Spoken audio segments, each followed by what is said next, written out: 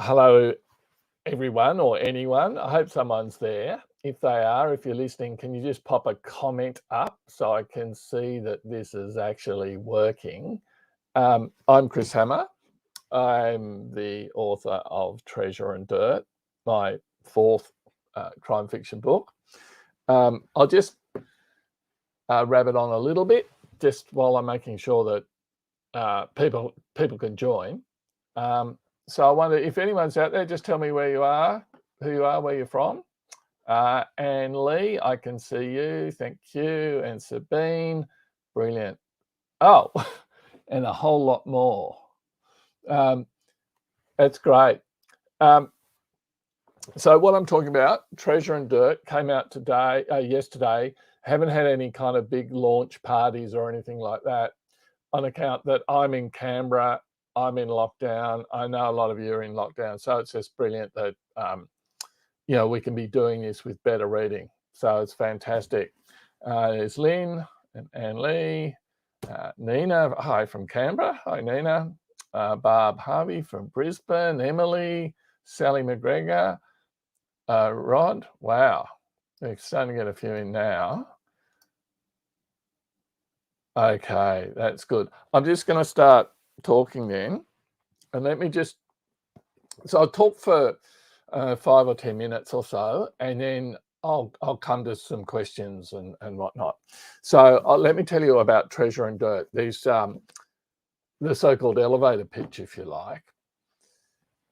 The book starts with the discovery of the body of an opal miner in this little town called Finnegan's Gap. It's not a real town, but it's sort of like a smaller, wilder version of Lightning Ridge, and it's in the same sort of location up on the New South Wales Queensland border. And the book it begins with the discovery of the body of an opal miner. He's found down his mine, not just murdered, but crucified. And that's the opening scene. That's not a spoiler. I'm not giving anything away there. And then the story probably begins with the arrival of two detectives who have been sent to investigate. There's the big city homicide detective, Detective Sergeant Ivan Lukic, but his boss hasn't been able to come, so he's assigned an assistant, a new young detective, not a homicide detective, just a detective from Burke in the far west of New South Wales.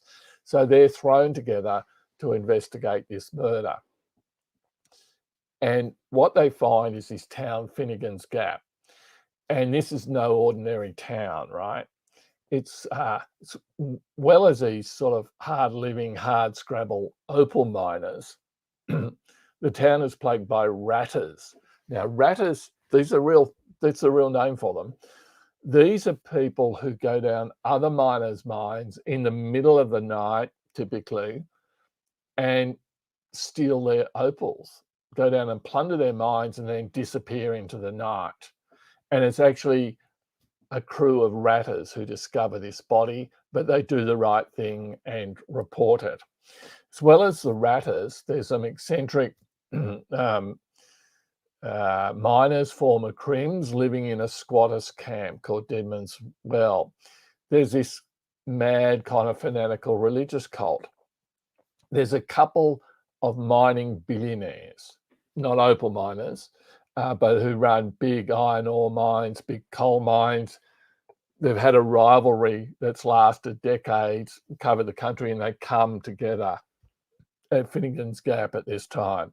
So we've got our two detectives, Ivan and Nell. They're starting to investigate, and the more they investigate, the more secrets are revealed, but not just about the criminality in the town, but events from their own past come back to haunt them, particularly Nell, who, as a young police officer in uniform, her first posting was to Finnegan's Gap, one of the reasons she's been sent back.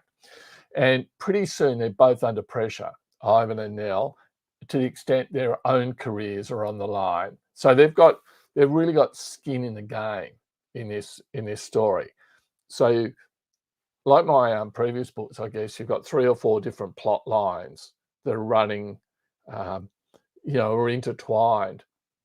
And as you read and they make discoveries, um, you can see that it's significant, but sometimes you don't know what part of the investigation it's significant to. It does have something in common with my previous book, Trust, in that there are 2 points of view. There's Ivan's point of view and there's Nell's point of view, and they sort of interact and have different perspectives on things, as you might imagine. I'm going to go to questions in a minute, but just a couple of other things I'd mention first. Why have I started a new book with new characters, new protagonists, instead of staying with Martin and Mandy? I know a lot of readers are very fond of Martin and Mandy, and so am I. But what I felt is in the previous books, Scrublands, Silver, and Trust, which I'm glad to say are all still available in bookstores in Australia, which is terrific. In all those 3 books, both Martin and Mandy are put through all sorts of personal challenges. There's an emotional journey there for them. So I felt if I just wrote a book where they were kind of just investigators, kind of disinterested, sort of going through the mechanics of investigating a crime, it wouldn't quite ring true. I feel like I'd be cheating readers a little bit, because you've gotten used to these stories where they're deeply involved. So for this one, I've developed these 2 new characters, Ivan and Nell. Ivan's actually a minor character in the first 3 books, just has a sort of couple of little cameo appearances. He's the offsider of Morris Montefiore, who's the main policeman that Martin interacts with in those 3 books. So he's there. Nell's a brand new character. And I've actually grown very fond of them now, because they've got, they do have real sort of emotional skin in this game. And, I was a journalist for 30 years, so Martin was kind of a good fit for me to write about, because I understood journalism. But I didn't think I could have another journalist as a protagonist, because it would just seem to be like, Martin Scarsden light, or an alternative there. So these are police officers. And of course, it gives them a different perspective on it. They've obviously got more power. They can actually force people to talk to them, and they can get search warrants and that sort of thing. And just one more thing before I open up for questions. It's set in this opal mining town, and it almost came about by accident. I had this idea for a crime story, but set in a big, global kind of scale mine, like one of those huge mines you get over in Western Australia. And I was thinking of setting it in South Australia, so somewhere near the Flinders Ranges. There's that big mine there, Olympic Dam. But this was last year, and COVID came along, and all the borders were closed. And I live in Canberra, and I couldn't get to South Australia. I couldn't get to Victoria. I couldn't get to Queensland, but I could get to New South Wales. So I was thinking, maybe there's somewhere in New South Wales I can base it. And then I was just at the shops one day, just down the road here, and I just glanced this woman, and she had an opal pendant on it, and I thought, an opal mine. And the thing about an opal mine, I can have some big industrial scale mines nearby, but then I can have the little guy too. The guy down on his luck, busted ass, hard scrabble opal miner working his own claim. And so I drove up to Lightning Ridge, met a miner who was very generous, took me down his mine, explained how it worked, told me all about ratters, which is kind of fascinating, right? And there I had the setting for my story. So Finnegan's Gap is kind of like a smaller, wilder version of Lightning Ridge, but it will grow very familiar, not least let me say. I know a lot of you will be pleased with this. I am. The book has a map in it, again by Alex Potocznik. I know I just love the maps that he's drawn for my book, so I like that one. And look, one final thing before I go to questions, I did see on the Better Reading page all those wonderful previews and reviews that people have already written about Treasure and Dirt. Look, thank you so much. They're so incredibly generous. I kind of had to stop reading because my head was swelling up so much. It's so overly complimentary. Okay, now to some questions. All right, so I'll just see. I'll scroll up a bit because. All right. Now someone's going to write them up on the screen as I go. Okay, I'm going through all the highs.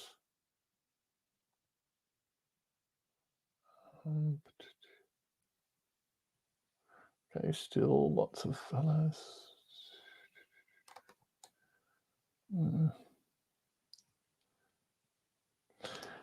Okay, Karen Herbert asks, please tell me you've given your characters crazy names again.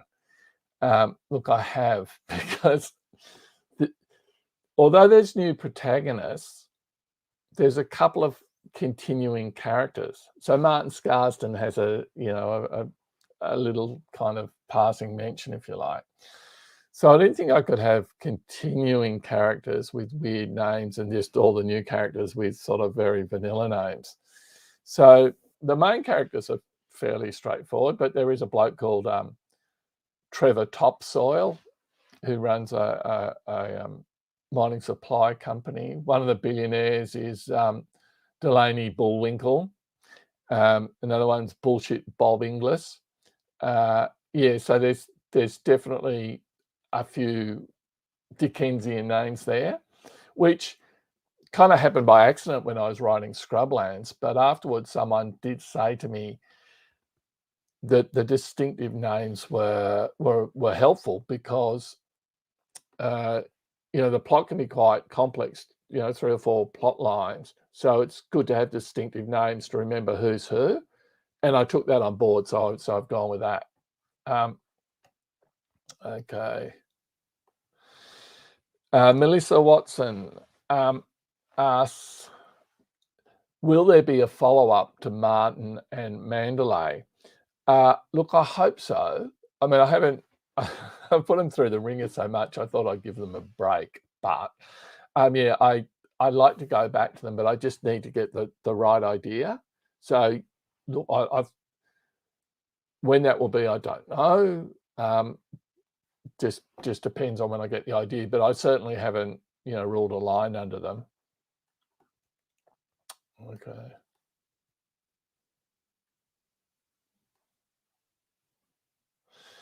Okay, Sharon Hill asks, did you have to do much research for this book? I went up to Lightning Ridge. I went down an opal mine.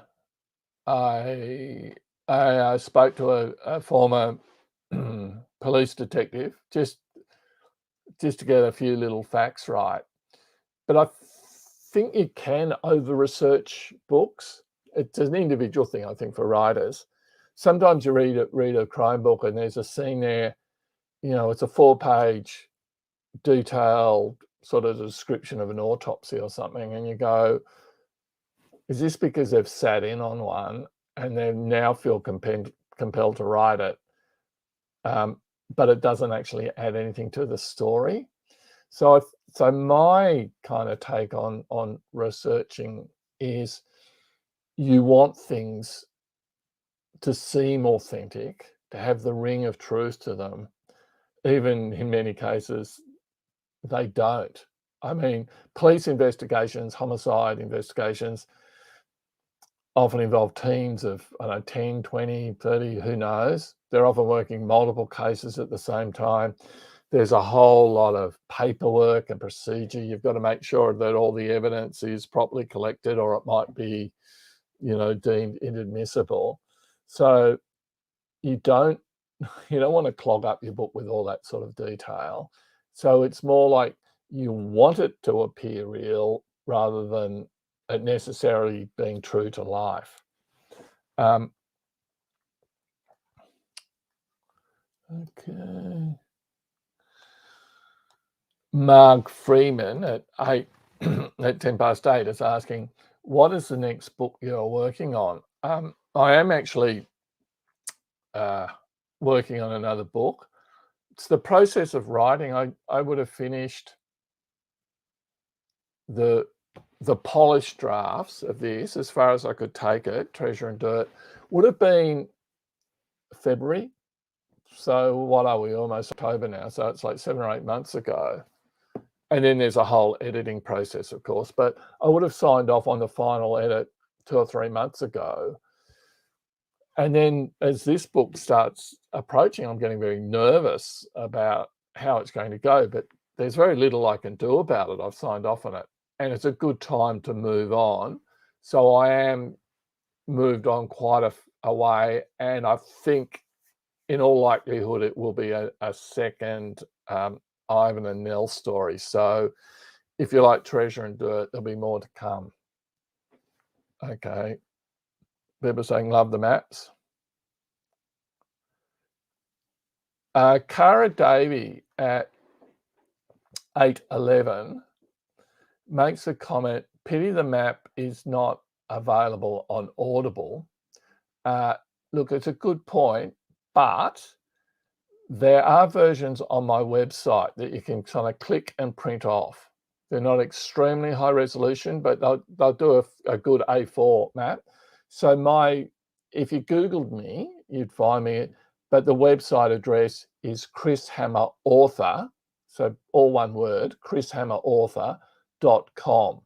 If you scroll down there, you'll see maps to all the 4 books, including Treasure and Dirt, and you can just click on it and you'll be able to print it off. That's a really good point. Thank you for bringing that up.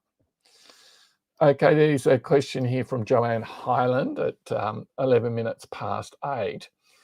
How does writing compare to journalism, and which do you prefer? There's things in common and there's things that are completely different. One of the things in common with journalism is just the discipline of writing. Some people, when they're trying to write, find it hard to get the motivation to write. But of course, as a journalism, you can't wait around for inspiration. You can't ring up your editor and say, oh, look, I don't think I'll file a story today. I'm not feeling very inspired. You'd be out the door in no time flash. But I do prefer writing fiction because it's so liberating. I just make stuff up and I can resolve things. In true life, crimes aren't always solved. They aren't all tied up in a bow.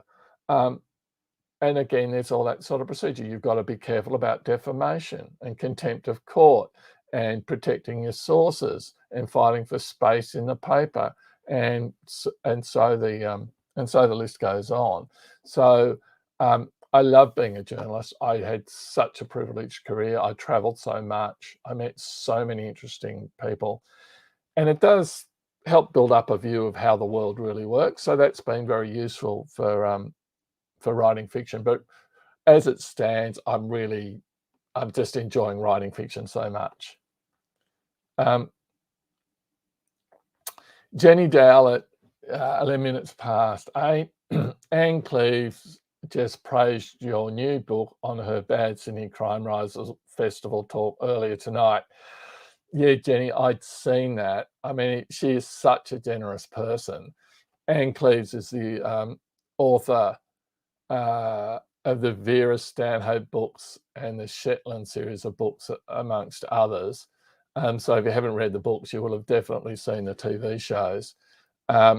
I met Anne in Bendigo, actually, a few years ago, just as Scrublands came out. But then the next year I went to the UK and we actually did an event together in Newcastle on Tyne. And I mean, I was pinching myself. It was so generous of her to kind of share a stage with me. So Yeah, no, she's a great person. Um,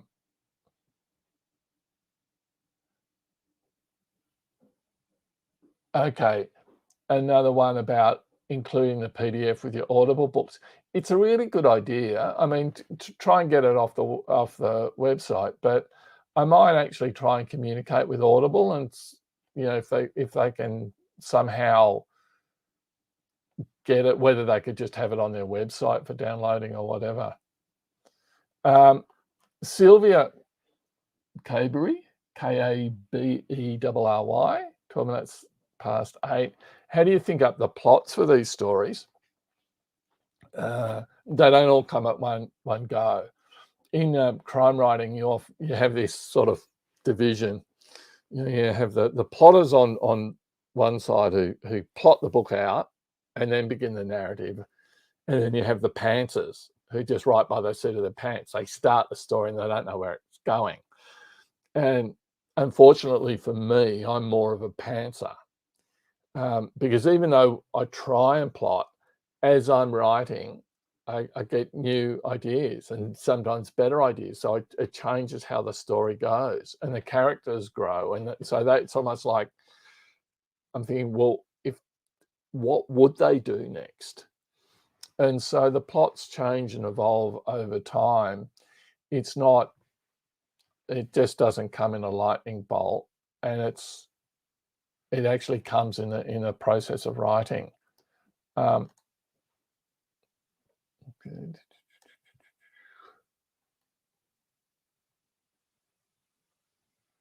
Okay.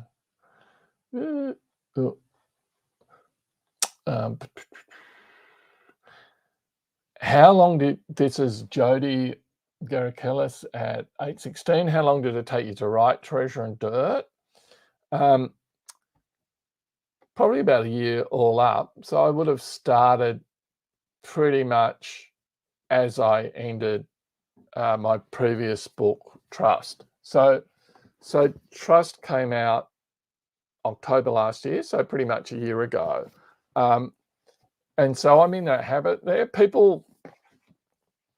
I know people can be sort of impressed that you write a book a year.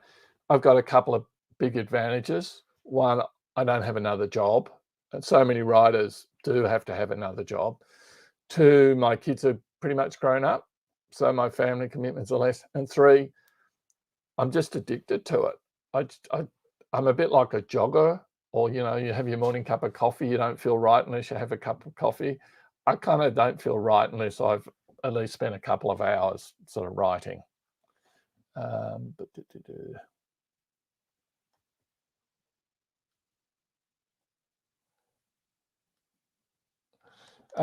Debbie Wassell or Vassell, Wassel at 17 past 8. Would you ever consider writing a different genre? I do love your crime novels. Look, I might if I had the right idea. Before I started writing crime, I liked reading crime, but I didn't exclusively read crime. I'd read a lot of kind of contemporary fiction, literary fiction. I didn't really have the confidence to try that, but also I just didn't have the idea. One thing about crime, people think about the plots a lot, but you can do a lot in a crime book. So the characters are really, really important. And I know for some readers, the character is more important than the plot. In fact, that's something that I recall Anne Cleave saying, and that setting is important, and the use of language and dialogue. And strangely, crime writers often touch on matters of concern in the society at the moment. So you might get crime books now that are touching on climate change, for example, or there's a lot recently that have touched on issues of domestic violence and predatory behaviour in the wake of the Me Too movement. And so, and I don't think a lot of the writers or many of the writers are doing it consciously. They're just picking up on the zeitgeist, what are concerning people. So yeah, I'd be open to writing in other genres, but on the other hand, crime kind of suits me. It's a nice fit at the moment. So I'm not saying never, but I've got no immediate plans to do that. Rohan is asking, who is the audiobook narrator? It's it will again be George Swallow. At least there's different audio versions, but for the Australian one, yeah. Okay.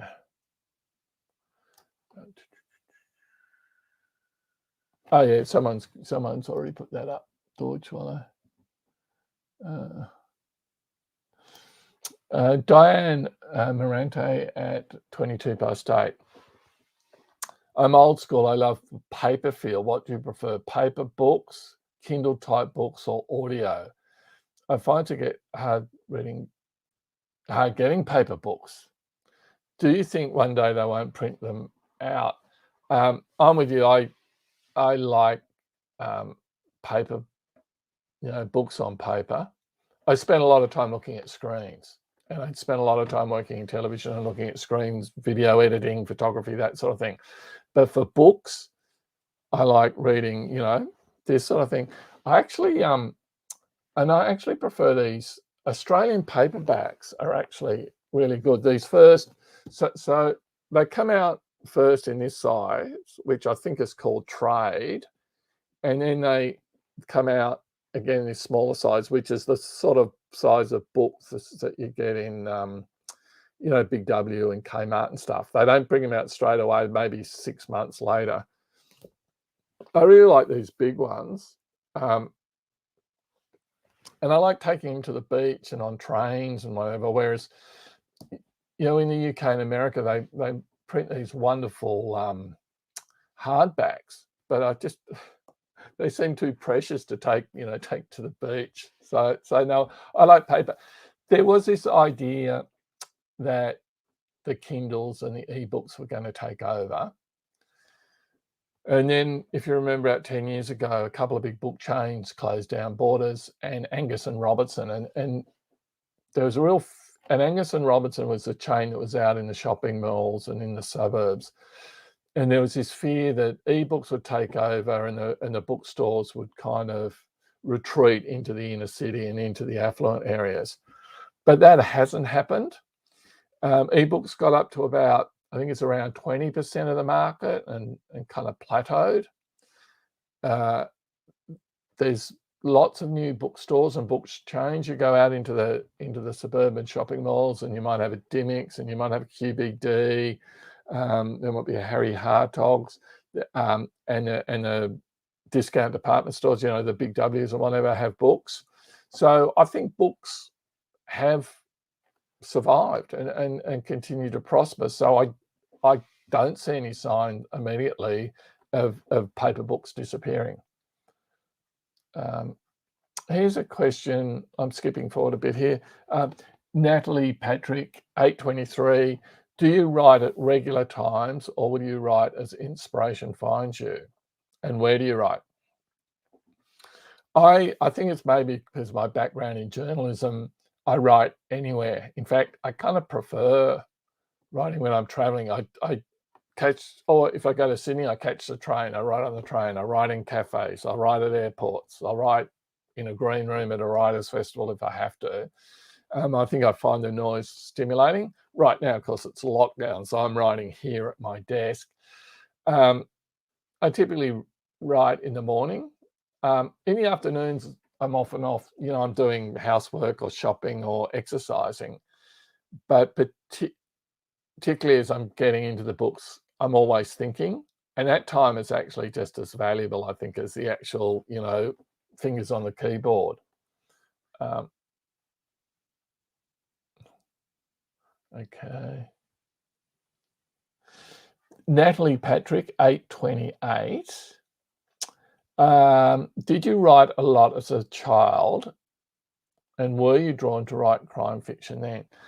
Look, I was always interested in making things, writing or drawing or playing guitar and writing music or photography or filmmaking. If I was writing it would have been, fiction. I was a bit of a cricket. I was a bit cricket mad when I was a kid, so I used to type up little match reports from watching the TV. But crime fiction, no, that came much later. One of the reasons I got into crime fiction, some of you will have heard this story before. When I went to uni to do journalism in the early 80s, my writing teacher, as in magazine writing, newspaper feature writing, was this bloke called Peter Temple, who then, after that, went off and started writing, the Jack Irish books and the Broken Shore and Truth, just brilliant books. And I think it was that in part that gave me the taste for crime writing. Now, okay, we're getting pretty close to 8:30. Okay. Yeah, I got a 5-minute reminder, which I've just seen. It was put up 5 minutes ago. Look, I'll just do one more. Natalie Patrick, right on 8:30. Murray Blackburn Smith says, cricket tragic. Hello, Murray.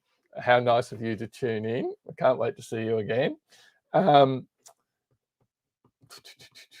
Do I ever write by hand or always on keyboard? Always on keyboard, because right back when I was at uni, we had to type our assignments, and ever since I've been a typer because I've been a journalist. Jenny Davis, hello, Jenny. Do your characters sometimes invade your dreams? Yep. And they give me a bit of lip sometimes too. Why did you make me do that?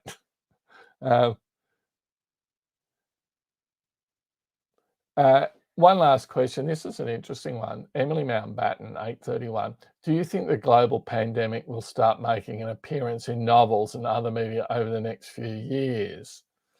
It's been a huge... As I was finishing Trust last year, the first draft, it was this February. And just as I was finishing it, COVID started appearing in Australia.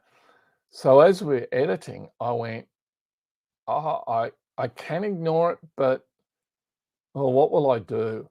And so in Trust, I thought I can't ignore it because there's all these references to the bushfires that had hit Australia that summer. And I was thinking, how can I reference one disaster and not this other one? And so in Trust, it said immediately post-pandemic, and there's these references to it. And a lot of writers are wrestled with this. And yet, as I wrote Treasure and Dirt, it didn't really occur to me. So it's really, if there's a reference to the pandemic, it's a very, very passing one. And I just thought, look, people have known a lot and read a lot every day. It occupies so much of our minds. It probably doesn't have to be in a work of fiction, but I do think it will be referenced. Of course, it will be used as a plot device in the same way, the Second World War, even if the book's not about the war, if it's a book set in the 1930s, the writer doesn't even have to say it. You know what's coming next, right? Okay, now I think I've gone way over time here. Thank you so much for tuning in. Thank you so much for those who've already read the book, which is amazing. Thank you so much for the people who are buying it. I just say, if you haven't got a copy yet, some of our local bookstores are really doing it hard during COVID, particularly during lockdown. We're opening up. Most of them are now starting to run click and collect. So if you can support your local bookstore, that's fantastic, because they're a really important part of our the literary ecosystem in Australia. So anyway, look, thank you all once again, and night now.